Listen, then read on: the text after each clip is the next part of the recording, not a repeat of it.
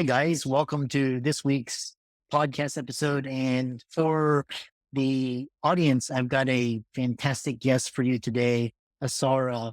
And she is a entrepreneur and she focuses on helping females consciously age. So we're going to talk about what female empowerment, vibrant living, emotional, mental well-being, boundaries. And she has created a 90-day whole body wellness reset, and I'm really excited to have her on. She's also an entrepreneur, and we had a great discussion. So, Sarah, welcome. Thank you, Chris. It's a pleasure to be here. Yeah. So I know, very briefly, just describe what you do and how the audience can anticipate what you have to offer today. So, what I do is that I help women get excited about aging. That's what I do, right?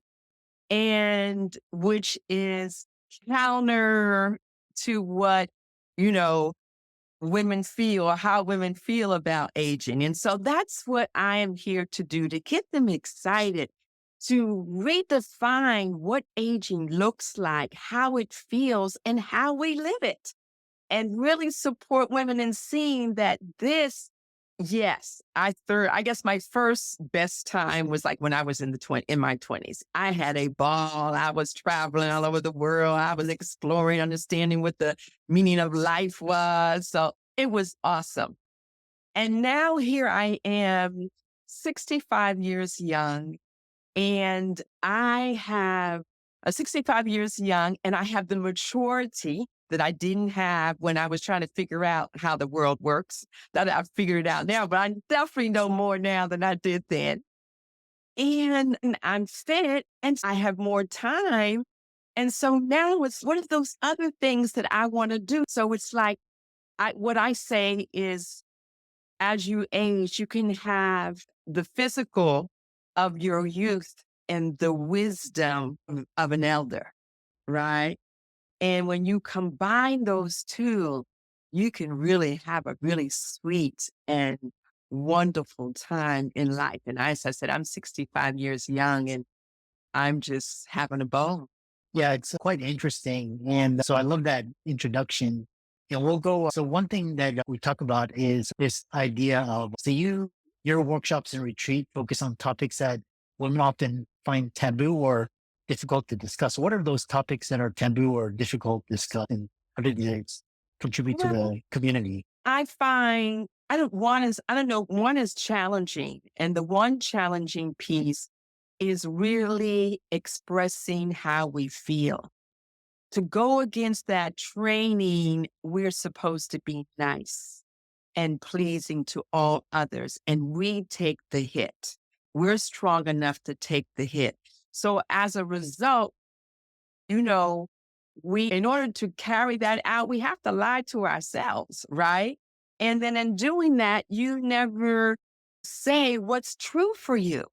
And therefore, if we don't have our voices, therefore, if we don't create what we want, we don't even recognize we have needs. We can't even voice those needs, let alone talk about what we want.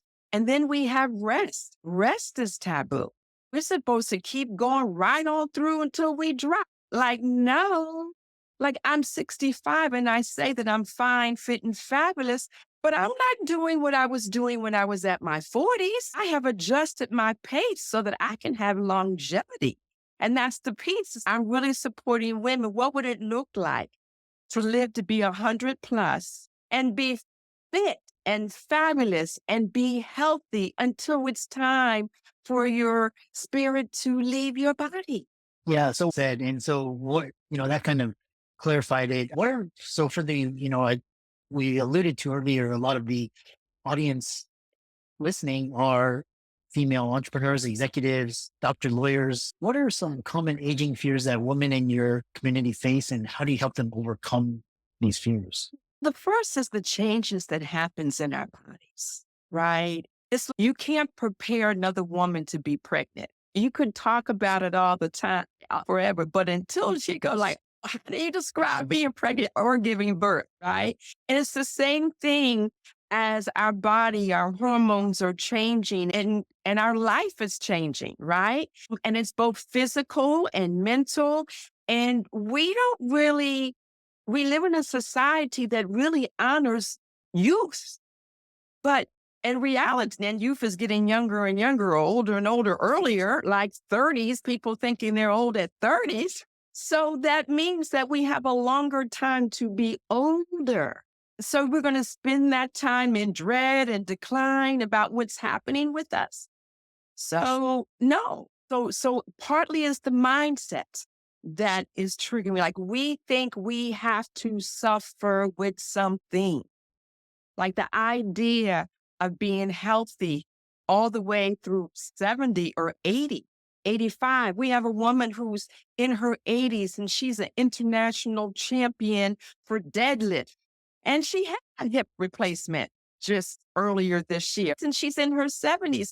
I have another woman that I know, she was doing the whole physical thing, like when you show off your body, I don't know what it's called. She's in her 70s. She just retired.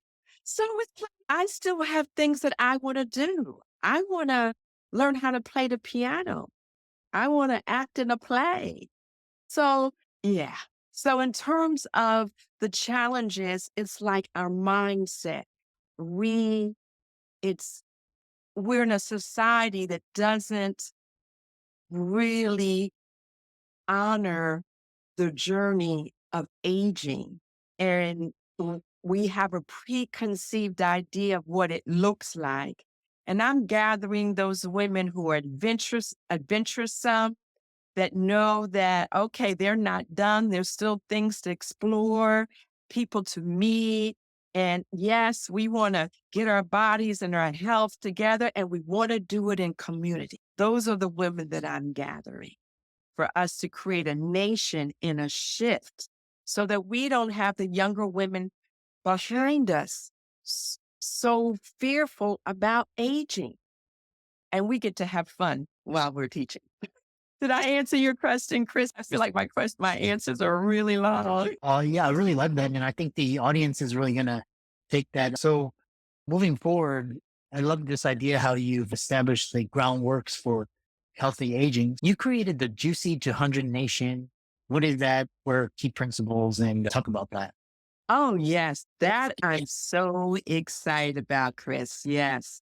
It's been coming for a moment. We will be having our quote official launch in probably about 30 days. And I started it last year initially, just seeing it out. And now it's, oh, yes, it has a vibe. So the Juicy to 100 Nation, first of all, some people like, Juicy, what is that? Like women can't even go everywhere with it, right? So Juicy to 100. First, so let me just say the name. It means a woman who is alive or who aspires to be alive or more alive, be healthy and vital, and wanting to take the wellness journey all the way through 100 and to do it in community. That's what the juice, you got juice unto 100, and it's vital and it's not, and you learn how to build the juice in your life, in your body. You know, what keeps you running and fueled and nourished. So in the community, we have, we say from 50 on, but we have some women in there who are in their 40 because they want to prepare for 50, which I say amen to. And we have classes that pertain to topics that are impactful for the stage and season of life that we're in. And it's both our mindsets. So I'm teaching in there as well. So what's the mindset of a Juicy to 100? What is a Juicy to 100 woman? What is the lifestyle of the Juicy to 100? Then there's also, we have guests. We have 2 classes a month that happen on topics. So for example, in August, the end of August, we have a person doing sound healing. And so she's going to take us through a ritual of sound healing. And we have a movement, or we have Qigong, or we have stretch, which are the physical things. And then we have the mindset things about nutrition. What are the superfoods? What are the supplements? How should we, what's the mindset? We go over like how to set boundaries, how to deal with confrontation, how to say no, how to have our voice. And we get to hear each other's stories. And in hearing each other's stories is where the power is. And that's Chris, if I can say anything, if I want to leave your audience with anything, because I'm also a medicine woman, wellness trainer, this is it. The missing link in our wellness is our community. The level of loneliness, the level of isolation, the level of responsibility, the level of not really putting you on your schedule for your own personal joy, that missing link that gives us permission to do that, to give us permission to make ourselves a priority, to encourage us to have the smoothie instead of the candy bar, to encourage us to go try something new, like to a dance class instead of sitting in front of the TV. It's the community. That's what one of the main tools inside of the Juicy to 100 are the women, the sisters themselves, with the stories, the activities that we offer, and an opportunity to commune that actually gives us the juice to 100. So I'm excited. We're going to be launching. So I don't know when this is going to air, but I also want to share with your audience. I wrote a book entitled, I think it's really my 8 personal practices that I feel have been instrumental in me being fine, fit, and fabulous at 65. And I would like to give that to your audience free of charge. So we could put the link in there somewhere. And then get on my list some way and through there so that when we launch officially, that you can be in the room because you want to be with us. And we just came back from Costa Rica, the nation. We were in Costa Rica for 11 days. We go on an international trip once a year. So coupling wellness, international travel, and community. Yeah, I really love your passion and so how can people find you and follow you and reach out to you and find out more about you? Yeah, so that's the part. So they can find me on Facebook under my name, Asara Tsehai. And you can find me on Instagram, same thing, Asara Tsehai. I know Tsehai is hard to spell, but I'll sure be written in there. And those are the 2 main places that you can find me. And let's be friends so that we can be in communication. Yeah, fascinating discussion. And for all the audience, be sure to give Asara's socials and follow and check out her events. And thanks so much for coming on. Oh, it was my pleasure. Thank you for inviting me.